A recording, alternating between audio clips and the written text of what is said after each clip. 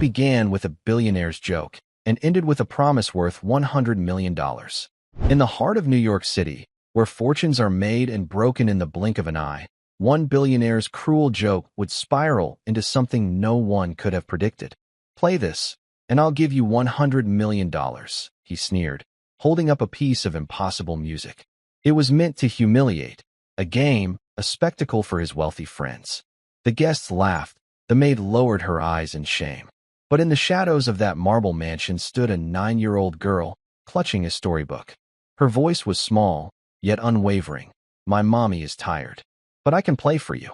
What followed stunned every guest in the room and left the billionaire facing a promise he could not afford to break. This is the story of how a maid's daughter, against all odds, challenged the arrogance of wealth, uncovered a long-buried secret, and changed everything. Just before we dive in, let us know in the comments where you're watching from today.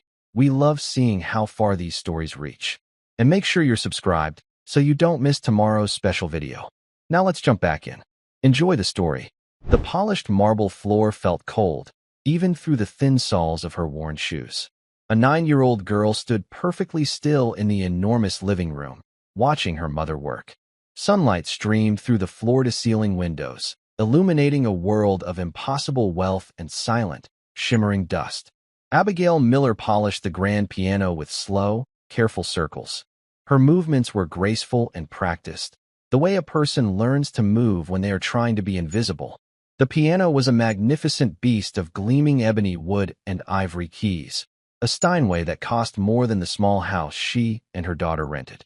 To Abigail, it was the heart of the mansion, a silent, sleeping giant. She hummed a quiet tune as she worked, a melody so soft it was barely more than a breath.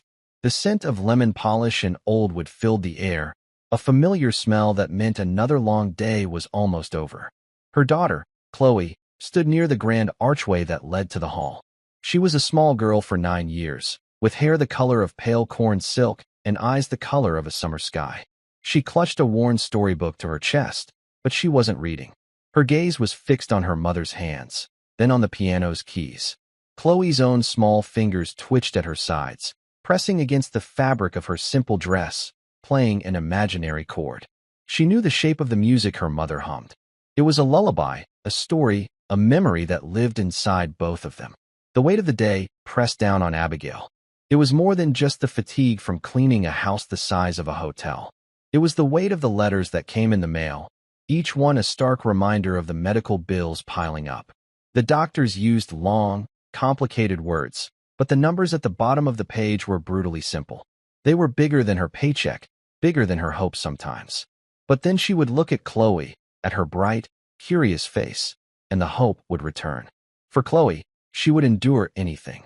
She would scrub any floor, polish any surface, and make herself invisible in any room. The front door opened with a heavy click, and the quiet rhythm of their afternoon was broken. Harrison Croft strode into the room. He was a man who didn't walk so much as conquer a space. He was tall, dressed in a suit so sharp it looked like it could cut glass, and his voice boomed with the easy confidence of a man who had never been told no. He was talking on his phone, a sleek black rectangle pressed to his ear, his words sharp and dismissive. "I don't care what the projections say. Buy it," he commanded. "Buy the whole company. And tell Henderson if he has a problem with it, he can take it up with my lawyers." He ended the call and tossed the phone onto a silk-upholstered armchair without looking. His eyes, cold and gray as a winter sea, swept the room and finally landed on Abigail. He didn't see a person. He saw a function, a task. "Are you done yet?" he asked.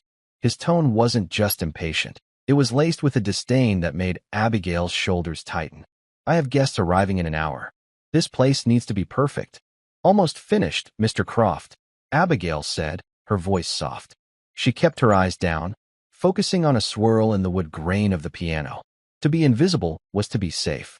Croft grunted and walked toward the bar in the corner of the room. He poured himself a glass of amber liquid, the ice clinking like tiny, cold bells. As he turned, he saw Chloe standing in the archway. He paused, his eyes narrowing slightly. He wasn't used to children in his house, especially not small, silent ones who looked at him with such unnerving stillness. "What is that?" he asked, gesturing toward Chloe with his glass. Abigail's heart leaped into her throat. This is my daughter, Chloe, sir. Her school finished early today. She's being very quiet. I don't pay you to bring your family to work, he said flatly. I know, sir. It won't happen again, Abigail whispered, her face flushing with shame. She wanted the floor to open up and swallow them both. Croft took a slow sip of his drink, his eyes drifting from Chloe to Abigail, and then to the piano she was polishing. A cruel sort of amusement began to flicker in his expression. He saw her worn clothes, the smudge of polish on her cheek, the exhaustion in her posture. And he saw the way she had been looking at his piano, with a sort of quiet longing that he found pathetic. His guests began to arrive, trickling into the living room in small groups. They were people like him, men in expensive suits and women in elegant dresses, their laughter loud and brittle. They filled the grand room, their voices echoing off the high ceilings as they talked of stock markets, exotic vacations, and charity galas where they donated fractions of their wealth for a tax break and a photograph. Croft enjoyed being the center of this universe. He refilled his glass and moved to the center of the room, near the piano. He loved to hold court, to be the sun around which all these other, lesser planets revolved. He caught sight of Abigail again, who was trying to slip away unnoticed. An idea, ugly and entertaining, began to form in his mind. Everyone, he called out, his voice silencing the chatter. A moment, if you please. The guests turned toward him, their faces curious. He pointed a theatrical finger at Abigail. Our hard-working help here seems to have a deep appreciation for the finer things. His lips curved into a smile that didn't reach his eyes. She's been staring at my piano all afternoon. I believe we may have a hidden talent in our midst. A few of his guests chuckled. Abigail froze, her hand hovering over the piano keys. She felt dozens of eyes on her, stripping away her cloak of invisibility. She could feel Chloe shrink back in the shadow of the doorway. What do you say? Croft continued, his voice dripping with condescending charm. Should we ask for a performance? The room filled with murmurs of amusement. Abigail shook her head slightly, her eyes pleading. No, sir. I can't. I don't play. Nonsense, Croft boomed, enjoying the spectacle. He was a showman, and this poor, flustered maid was his prop. A woman of your background. I'm sure you have soul. Music is in the soul, isn't that what they say? He walked over to the piano and picked up a piece of sheet music resting on the stand. It was a notoriously difficult piece, Rachmaninoff's Piano Concerto No. 3, a cascade of complex notes that would challenge even a master pianist. He held it up for his guests to see. Tell you what, he said, his voice loud and clear, a proclamation for all to hear. He turned his cold, gray eyes on Abigail, the cruel smile now a full-blown sneer. I'm feeling generous tonight. He looked around at his friends, ensuring they were all watching, all witnesses to his grand, mocking gesture. Play this, he said, tapping the sheet music. Play this, and I'll give you $100 million. A wave of shocked laughter rolled through the room. It was a joke, of course, a billionaire's cruel prank. The amount was so absurd, so impossible, it was meant only to highlight the vast, uncrossable chasm between his world and hers. It was a punchline, and Abigail was the joke. Her face burned with a humiliation so intense it felt like a physical blow. She could hear the snickers, see the pitying and amused looks on the faces of the wealthy guests. She stood there, trapped in the spotlight of his mockery, her dignity stripped away. She couldn't speak. She couldn't breathe. All she could do was shake her head, the shame bringing tears to her eyes. And then, a small, clear voice cut through the laughter. My mommy is tired. Every head turned. Chloe stepped out from the shadows of the archway. Her small face was serious, her blue eyes fixed on Harrison Croft. There was no fear in her expression, only a calm, unwavering resolve. She walked across the vast marble floor, her little footsteps echoing in the sudden silence. She stopped beside her mother, taking Abigail's trembling hand. Then she looked up at the billionaire, a man who could buy and sell entire countries, and spoke with a clarity that silenced the entire room. But I can play for you. The silence that followed Chloe's statement was heavy and absolute. The guests, who moments before had been laughing, now stared, their expressions a mixture of shock and confusion. They looked from the tiny, determined girl to the mortified maid, and then to Harrison Croft, who seemed, for the first time all evening, to be at a loss for words. Croft recovered quickly, a laugh barking from his chest. Well, what have we here? The little mouse has a roar. He looked around at his friends, inviting them to share in this new, even more absurd development. This gets better and better. One of his guests, a man with a booming laugh and a red face, called out, "Careful, Harrison. The girl might just take your money." The room erupted in another wave of laughter, this time directed at the child. It was a different kind of laughter, tinged with a sort of wonder at her audacity. To them, it was a charming little act of defiance, like a kitten trying to pounce on a lion. Cute, but meaningless. Abigail squeezed Chloe's hand, trying to pull her back. "Chloe, no," she whispered, her voice cracking. "Let's go. Please." This was a nightmare. Her daughter was now the centerpiece of the humiliation, but Chloe didn't move. She gently pulled her hand free from her mother's grasp and looked up at Croft. "Is it a real promise?" she asked, her voice steady. "If I play the music, you'll give my mommy the money?" Croft's amusement grew. This was perfect. The humiliation would be complete. He would let the child tinkle on the keys for a minute, make a fool of herself, and then send them on their way with $100 bill for their troubles. It would be a story he'd tell for years. "It's a very real promise," he said, leaning down slightly as if speaking to a toddler.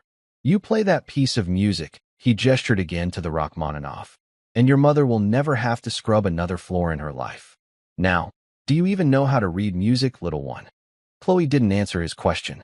Instead, she walked to the enormous piano bench. The polished ebony seat came up to her chest. With a small grunt of effort, she climbed onto it, her legs dangling far above the pedals. She looked like a doll placed on a giant's furniture. The sheer scale of the instrument dwarfed her, making the scene even more pathetic and comical to the onlookers. She looked at the sheet music. Her small brow furrowed for a moment as she scanned the dense forest of black notes. Then, she looked up and her eyes swept across the room, past the smirking faces of the guests, until they met her mother's. She gave Abigail a small, reassuring nod, a gesture of profound love and confidence that made Abigail's heart ache. Abigail stood frozen, her mind racing. What was Chloe thinking? Chloe could play, of course. She'd been teaching her on the old, out-of-tune upright piano in their living room since she was 4. It was their special time together, the one beautiful thing in their life that debt and exhaustion couldn't touch. Chloe had a gift. Abigail knew that. She could pick up any melody by ear and play it back with a startling clarity. But this was Rachmaninoff. This was a musical Everest. It was impossible. Chloe placed her small hands on the keys. She took a deep breath, her little shoulders rising and falling. The room was utterly silent. The guests held their glasses, their conversations forgotten. They leaned in, anticipating the clumsy, childish plinking that was sure to come. Croft crossed his arms, a smug, satisfied smirk plastered on his face. He was the ringmaster, and his circus was about to reach its hilarious climax. And then, the music began. It did not start with a plink. It did not start with a mistake. The first notes flowed from the piano with a power and precision that was staggering. It was the concerto's opening, a series of chords that were famously difficult, requiring a strength and reach that Chloe's small hands should not have possessed. But she played them perfectly. Not just technically perfect, but filled with a deep, resonant melancholy. The sound filled the cavernous room, rich and full, silencing the last of the whispered jokes. Croft's smirk vanished. His arms slowly uncrossed. He took a half step forward, his eyes wide with disbelief. This wasn't happening. It couldn't be. The melody began to unfold, a complex tapestry of sound that Chloe wove with an effortless grace. Her fingers, which had looked so tiny and fragile, now danced across the keys with a blur of controlled speed. She moved with the confidence of a seasoned maestro, her body swaying slightly with the rhythm of the music. She wasn't just playing the notes on the page. She was interpreting them. She was breathing life into them. The music was filled with a sorrow so profound, a longing so intense, that it seemed impossible for it to be coming from a 9-year-old girl. The atmosphere in the room transformed. The amusement on the guests' faces was replaced by awe, then by a stunned, reverent silence. A woman in a glittering emerald dress slowly lowered her champagne flute, her mouth slightly agape. A man who was a known patron of the city's symphony orchestra leaned forward, his eyes locked on Chloe's hands, his expression one of utter bewilderment. Abigail felt tears begin to stream down her face. She wasn't crying from humiliation anymore. She was crying from a combination of pride, love, and a deep, trembling fear. She didn't understand what she was seeing. This was beyond a gift. This was something else entirely. This was not the music she had taught her daughter. The simple melodies they played together on their old, upright piano were like a child's drawing compared to this magnificent, heartbreaking masterpiece. The music swelled, reaching a thundering crescendo. The force of it seemed to vibrate through the marble floor. Chloe's small frame was a whirlwind of motion, her focus absolute. She had forgotten the room, the people, the cruel billionaire. She was alone with the music, lost in a world that only she could understand.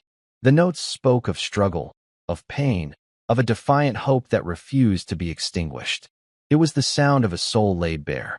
As the piece reached its final, powerful chords, Chloe's playing softened.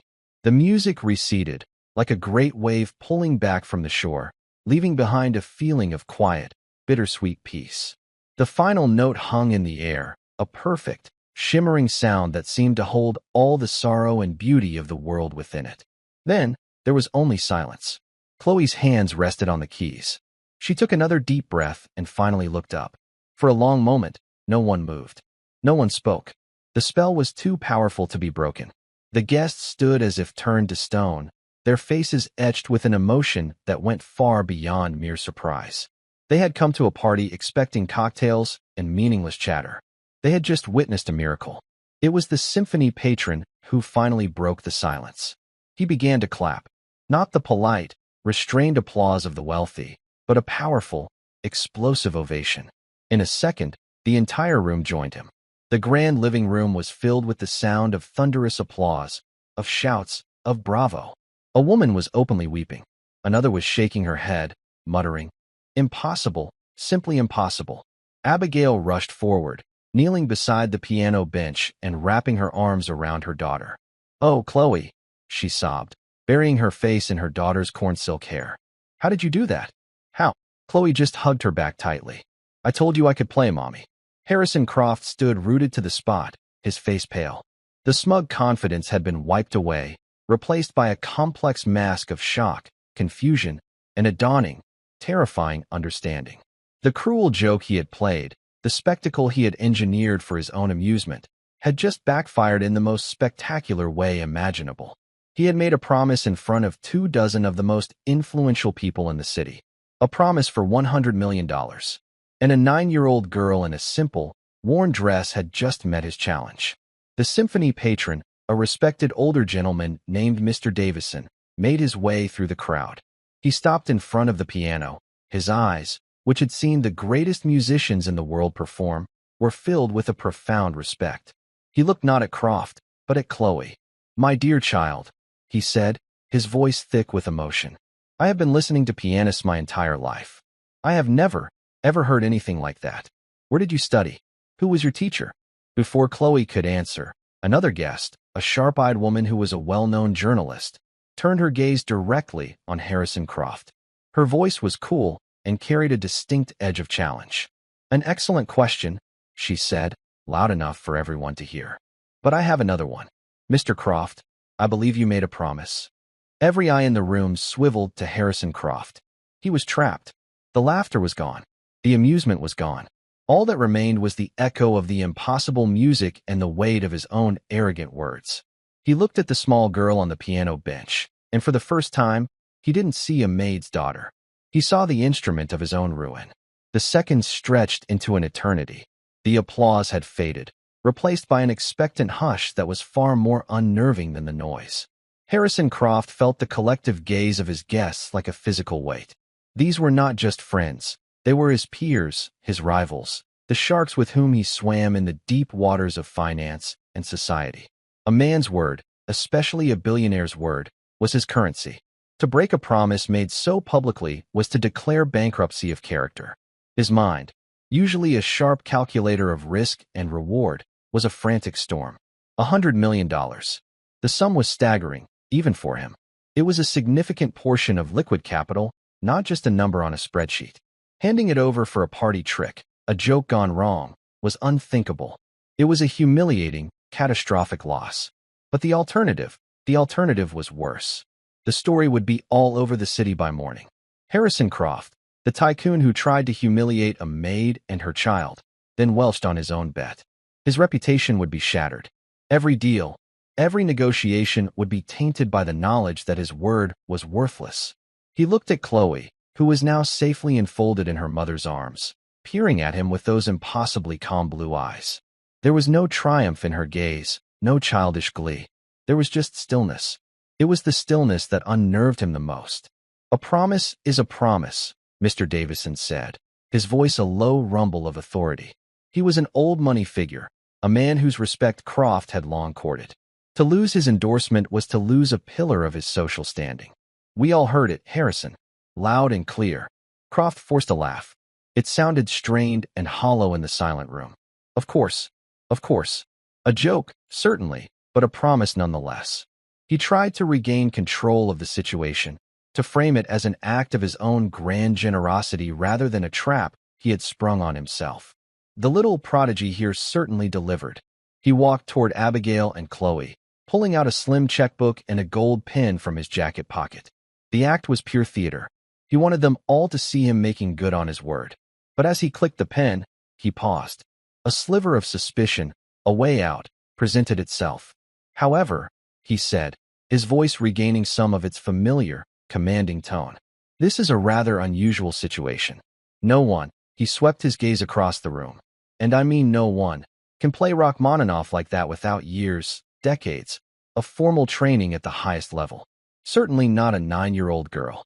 He looked down at Chloe. "So tell me, who is your teacher? Where did you really learn to play like that? Did someone put you up to this?" The insinuation was clear.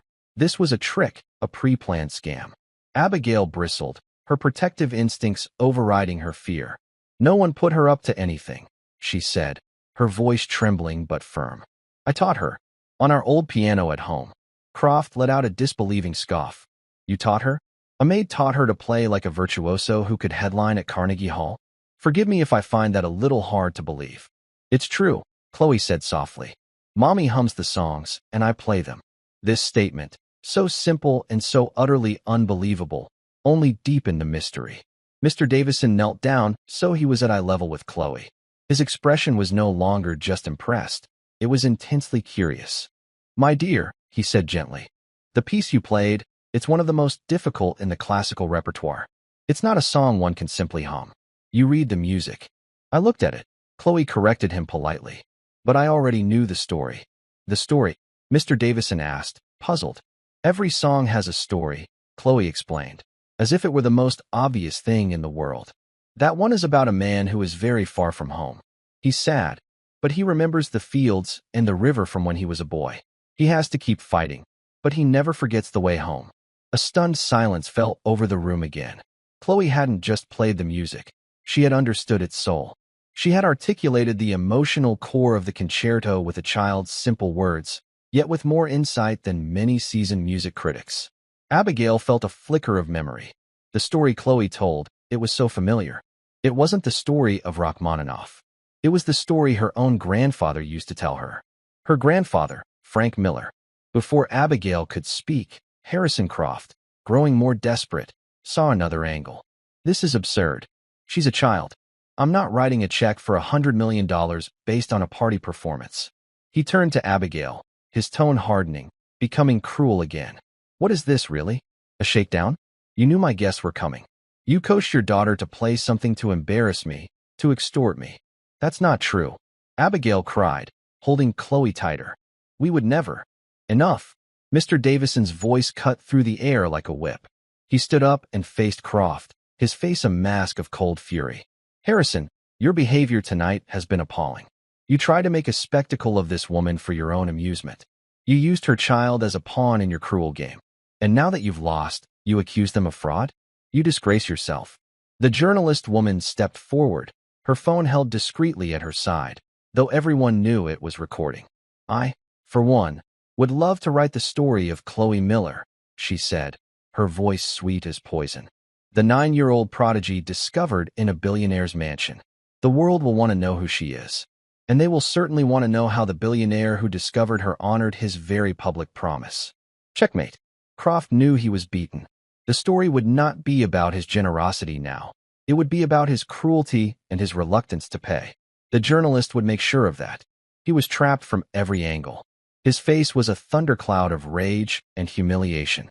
He snatched the checkbook and scribbled furiously. The scratching of the gold pen on the paper was the only sound in the room. He ripped the check out and, without looking at Abigail, thrust it at her. Here, he spat. Take it. Now get out of my house. Abigail stared at the slip of paper in her hand. The number written on it was so long it looked like a mistake. $100 million. It was an impossible sum, a fairy tale number. It could solve every problem she had, and 1,000 more she hadn't even thought of. It was safety. It was freedom. It was a future for her daughter. But as she looked at it, she didn't feel the rush of joy she might have expected. She felt a profound sense of unease.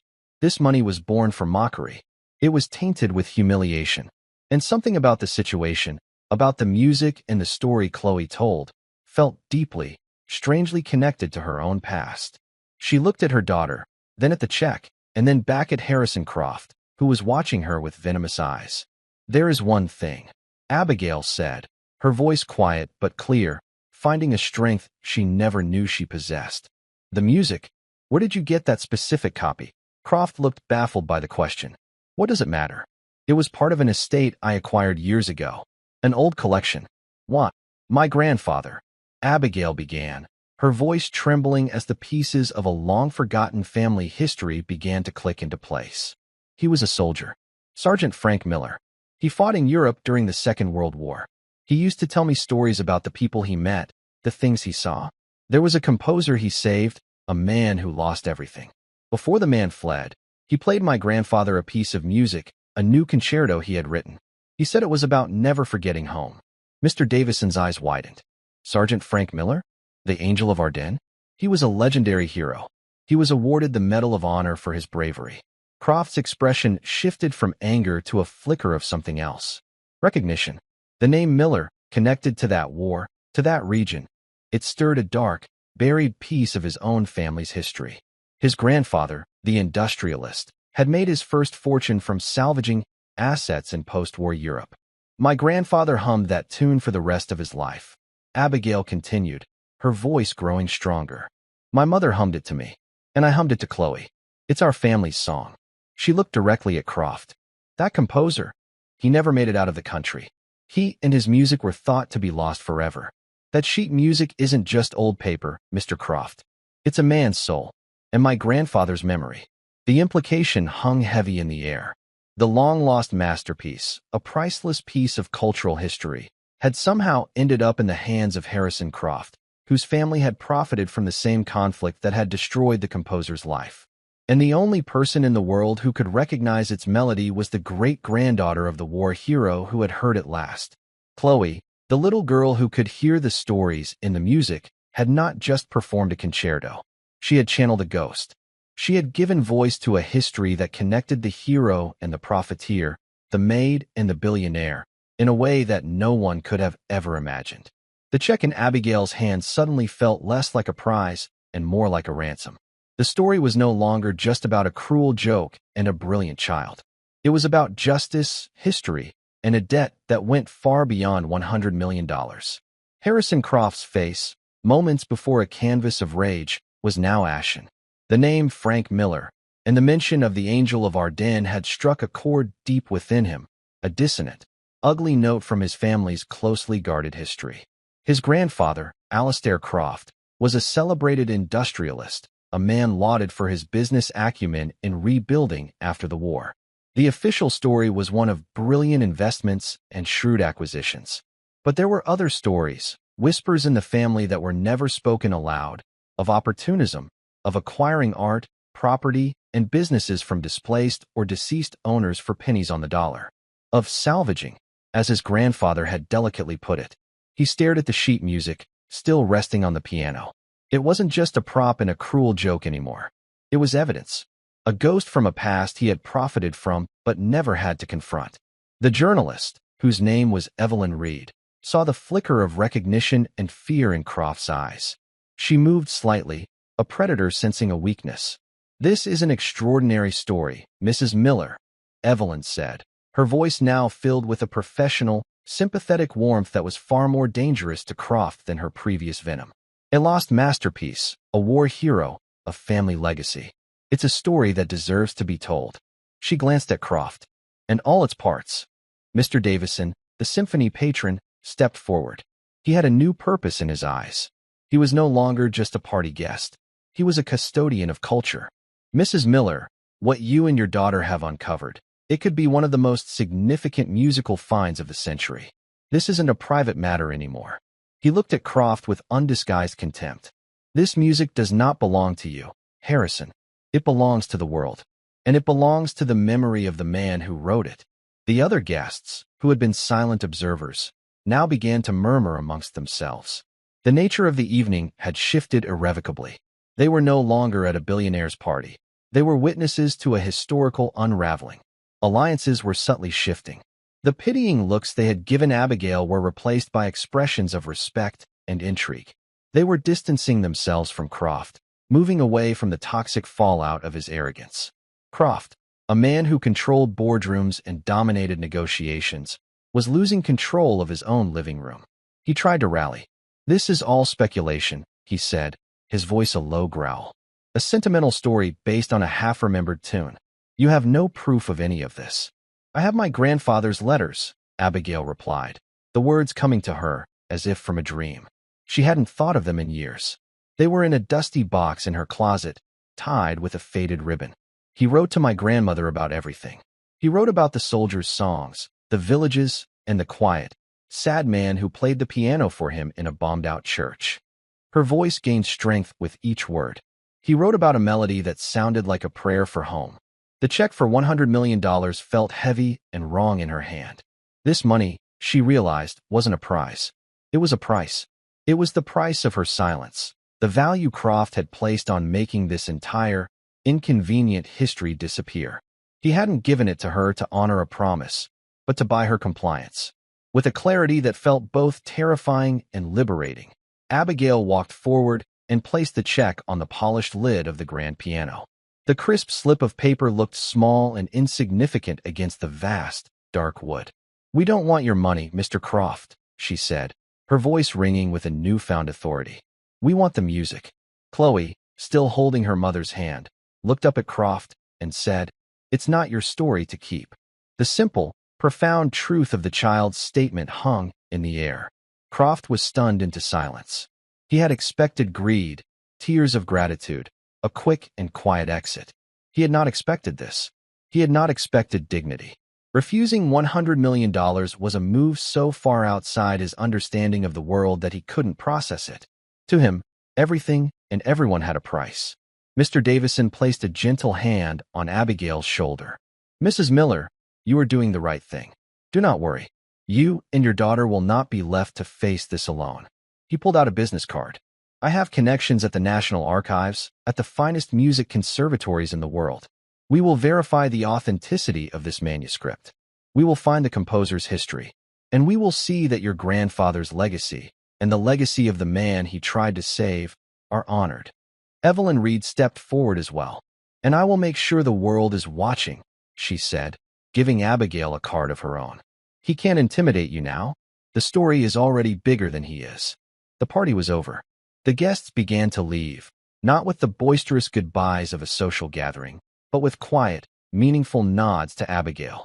They avoided looking at Harrison Croft, who stood isolated in the center of his opulent room, a king who had suddenly lost his kingdom. He was surrounded by wealth, but he had never looked poorer.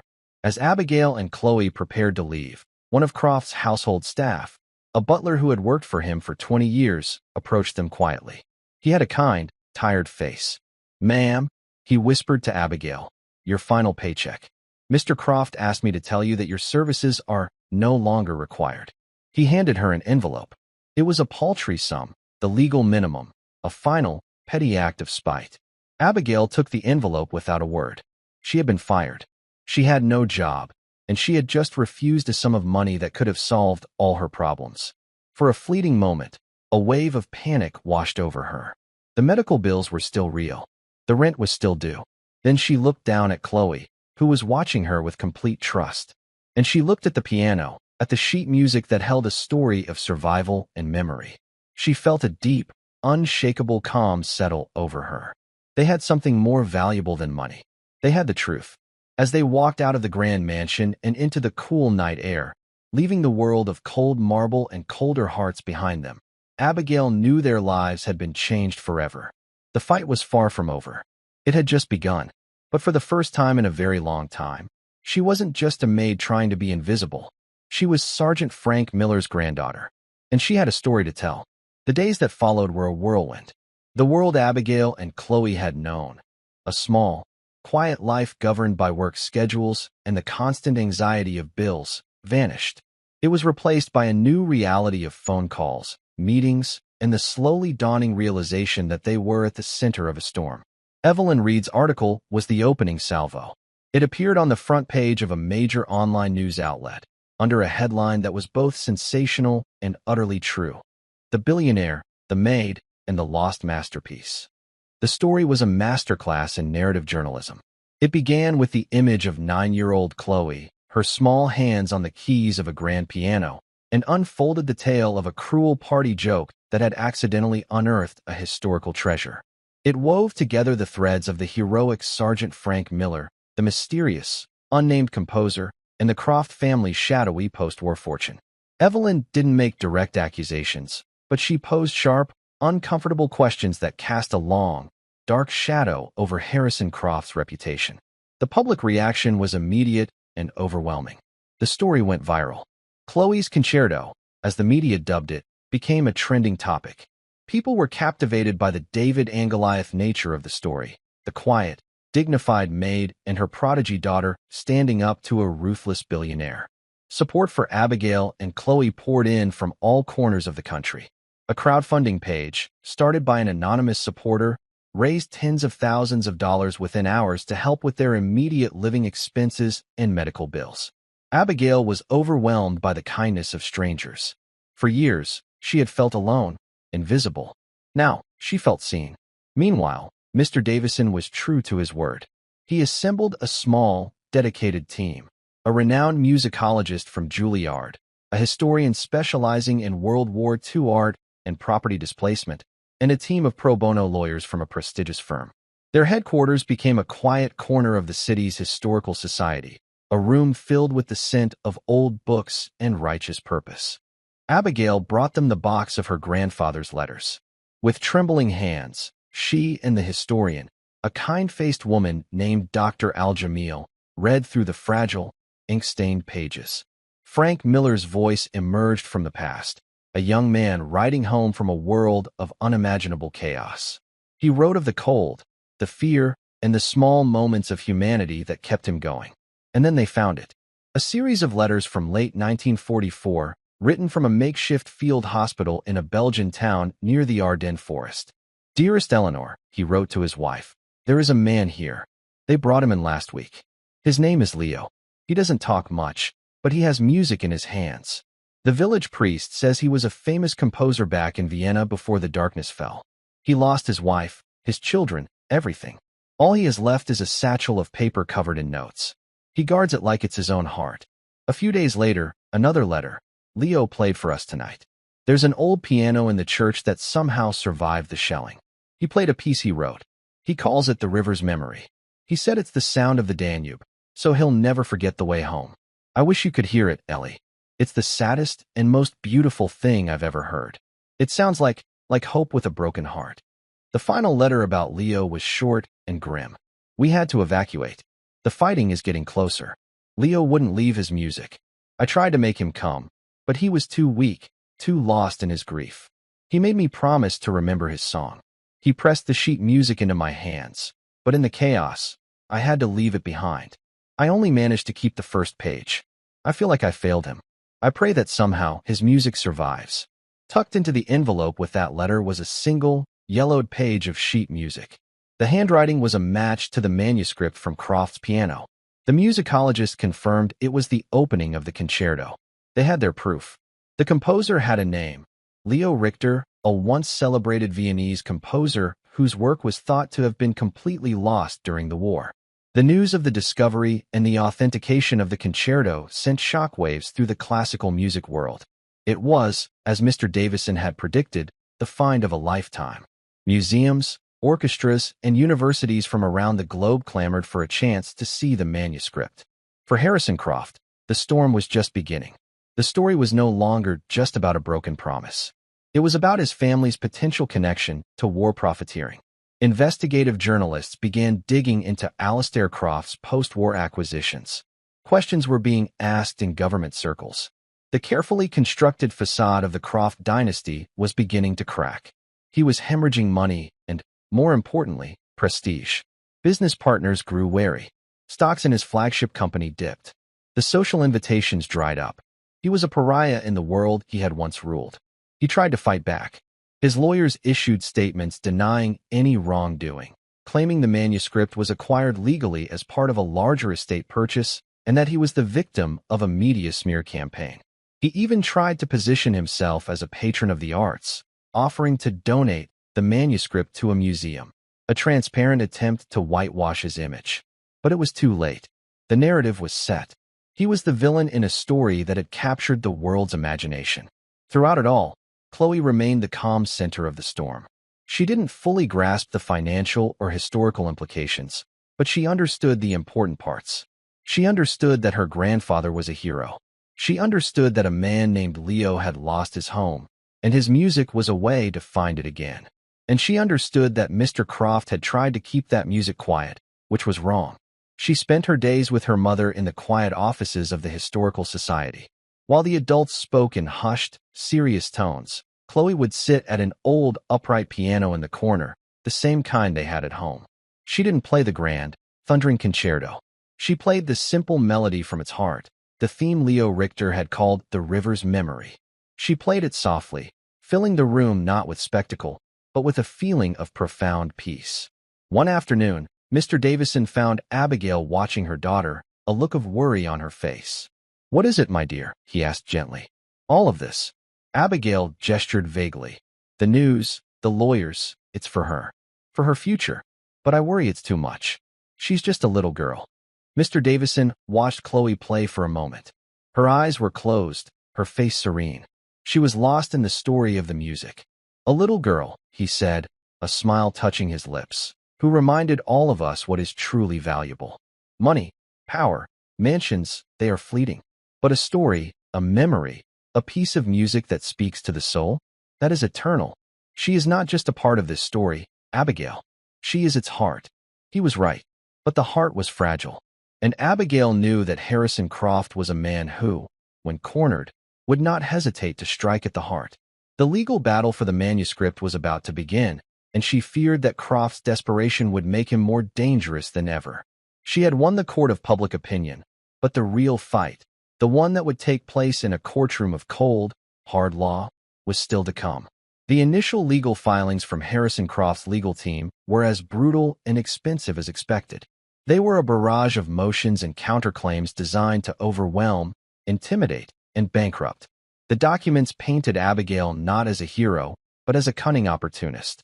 They claimed she was the mastermind of an elaborate fraud, that she had coached her supposedly gifted daughter to memorize a single, obscure piece of music to extort money from a benevolent philanthropist. They even stooped to character assassination, digging into Abigail's financial struggles and presenting her medical debt not as a burden, but as a motive for a crime. Reading the words on the thick, formal paper made Abigail feel sick. They twisted her reality into something ugly and unrecognizable. The small, worn dress Chloe had been wearing was described as a costume designed to elicit sympathy. Her quiet dignity in the face of Croft's mockery was reframed as a calculated, theatrical performance. "This is standard procedure for men like Croft," their lead lawyer, a calm, silver-haired man named Ben Carter, told her. "The strategy is scorched earth. They want to make the process so painful and so expensive that you give up." "But it's all lies," Abigail said, her voice small. "I know," Ben said, his eyes kind but firm. "And our job is to prove it. But you need to be prepared, Abigail. They will come after you, your past, your family. They will try to break you." The pressure was immense. The media attention, which had once felt like a protective shield, now felt like a suffocating weight. Photographers would sometimes wait outside the temporary apartment Mr. Davison had arranged for them. Every trip to the grocery store was a potential spectacle. Abigail saw the way other parents at the park would whisper and point. Some were supportive, but others looked at her with suspicion, their minds poisoned by the headlines and tabloid papers that Croft's PR machine was feeding. She began to have nightmares. Not of Croft, but of the letters, the medical bills, the fear of not being able to provide for Chloe. The $100 million check she had placed on that piano haunted her. Had she been a fool? Had she sacrificed her daughter's security for a principle that the world was too cynical to care about? Her anxiety began to affect Chloe. The little girl, who had been so fearless in the mansion, grew quiet and withdrawn. She stopped wanting to go to the park. She had trouble sleeping. One evening, Abigail found her sitting at the piano in their apartment, not playing, but just staring at the keys, her small shoulders slumped. "What's wrong, sweetie?" Abigail asked, kneeling beside her. "The news people. They said I was a liar," Chloe whispered, her lower lip trembling. "They said I didn't hear the story in the music. They said you just made me learn it to get money." Abigail's heart broke. This was her greatest fear realized.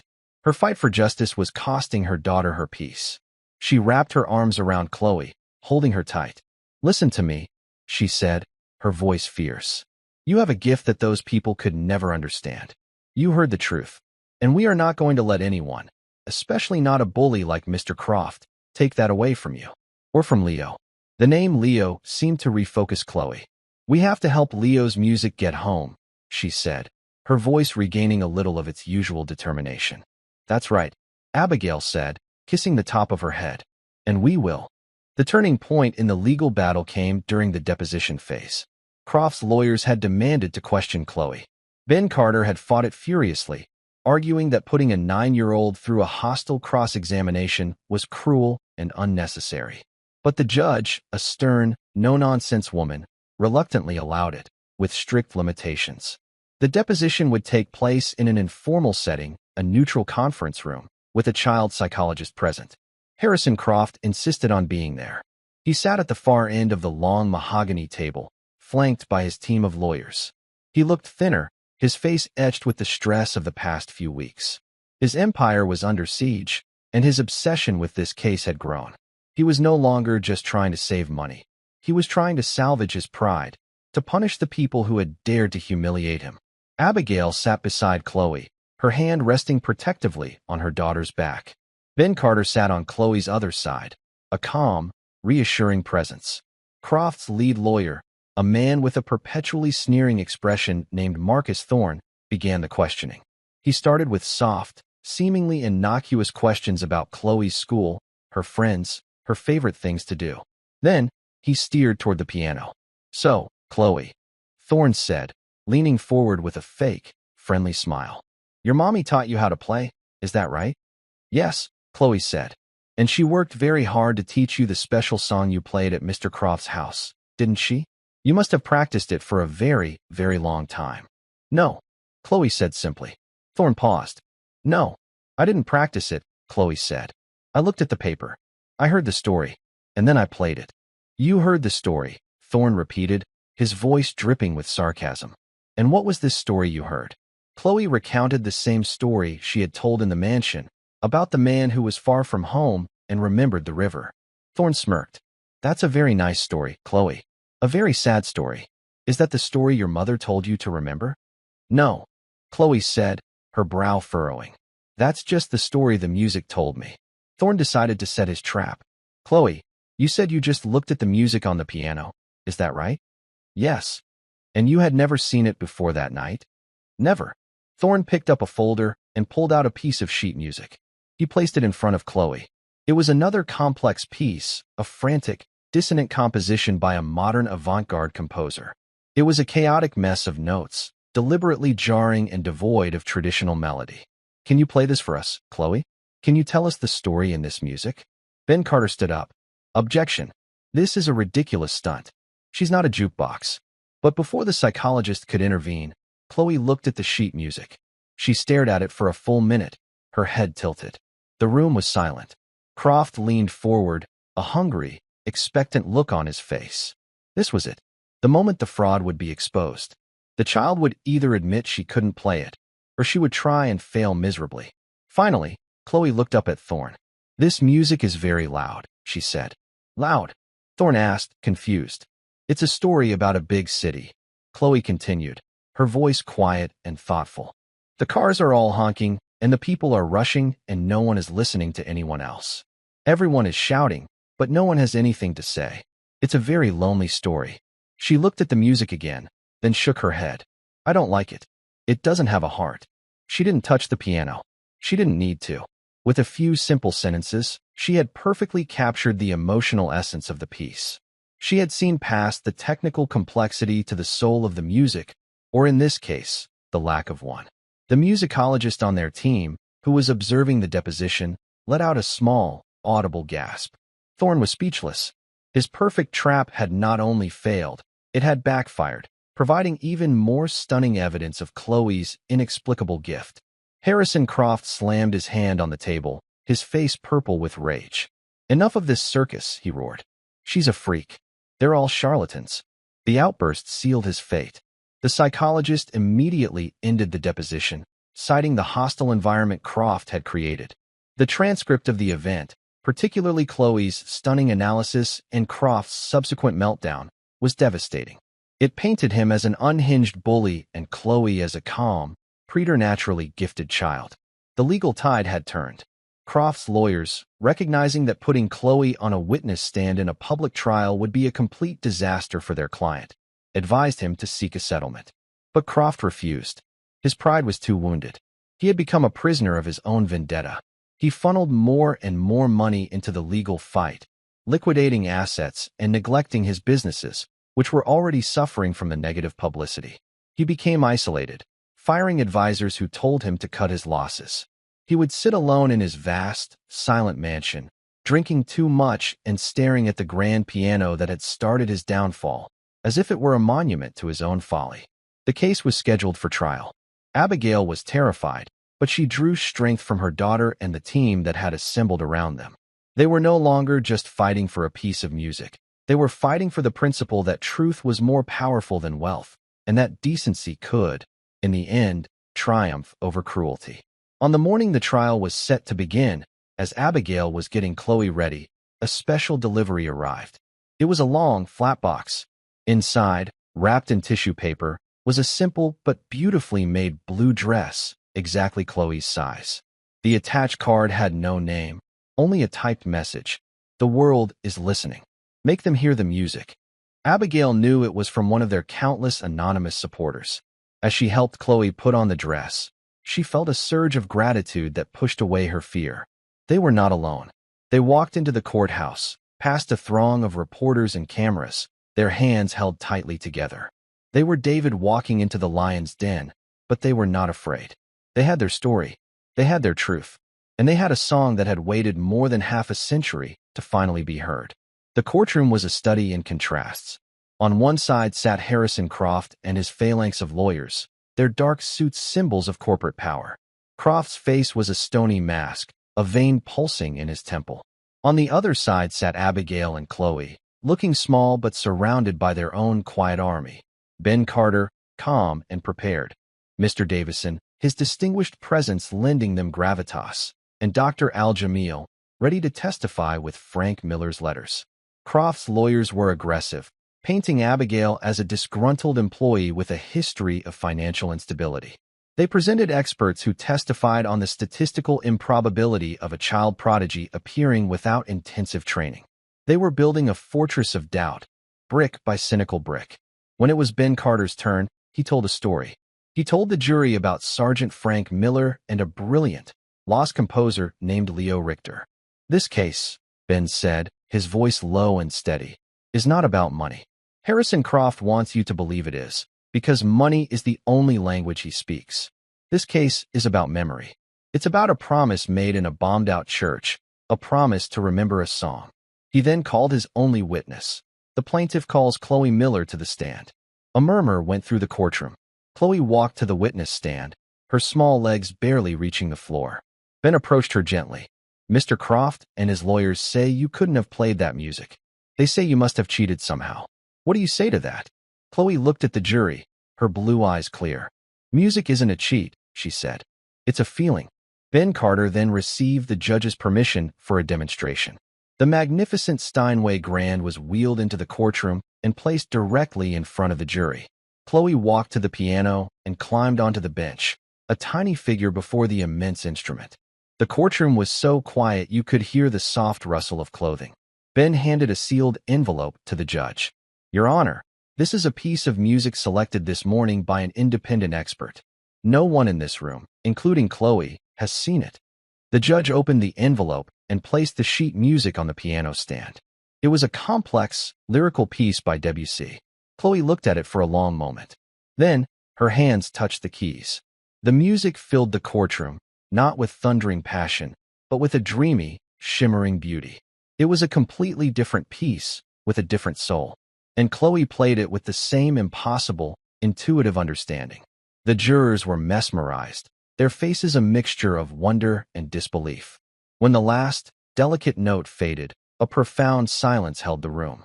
It was broken by the sound of a single juror, a woman in the front row, who let out a sob she could no longer contain.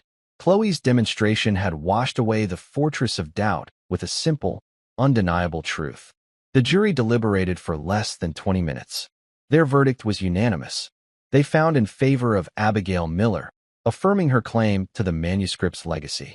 The judge declared the composition, The River's Memory, a priceless piece of cultural heritage and ordered it placed in a public trust. Abigail and Mr. Davison were appointed to its board. Harrison Croft sat motionless as the verdict was read. He stared at the small, empty piano bench. He had wagered everything against a 9-year-old girl, and she had beaten him with a song. 2 years later, the lights of Carnegie Hall gleamed. Inside, a sold-out crowd buzzed with anticipation for the world premiere of Leo Richter's long-lost piano concerto No. 1, The River's Memory. In a box seat, Abigail Miller sat beside a healthy, beaming Mr. Davison. The medical bills were a distant memory, paid for by the foundation that also provided her a modest salary. The house lights dimmed. A figure walked onto the stage to thunderous applause. Chloe was 11 now, poised, dressed in a simple blue gown. She bowed, and after sharing a smile with her mother, she sat at the Steinway. Then, she began to play. The music of The River's Memory swelled, filling the legendary hall with sorrow and resilience, loss and hope. It was Leo Richter's story. It was Sergeant Frank Miller's memory. It was Chloe's gift. The concerto was a triumph. As the final note echoed and the audience leaped to its feet in a roaring standing ovation, Abigail looked at her daughter, whose face glowed with a pure, bright joy. She thought of the journey that had brought them there, from the cold marble floor of a billionaire's mansion to this hallowed stage. The greatest gifts were not those that could be bought or sold, but those passed down, heart to heart, like a half-remembered lullaby. It was a melody that had traveled through war and time to find its home at last, in the hands of a little girl who knew how to listen. And that's where we'll end the story for now. Whenever I share one of these, I hope it gives you a chance to step out of the everyday and just drift for a bit. I'd love to know what you were doing while listening. Maybe relaxing after work, on a late-night drive, or just winding down. Drop a line in the comments. I really do read them all. And if you want to make sure we cross paths again, hitting like and subscribing makes a huge difference. We are always trying to improve our stories, so feel free to also drop your feedback in the comment section below. Thanks for spending this time with me.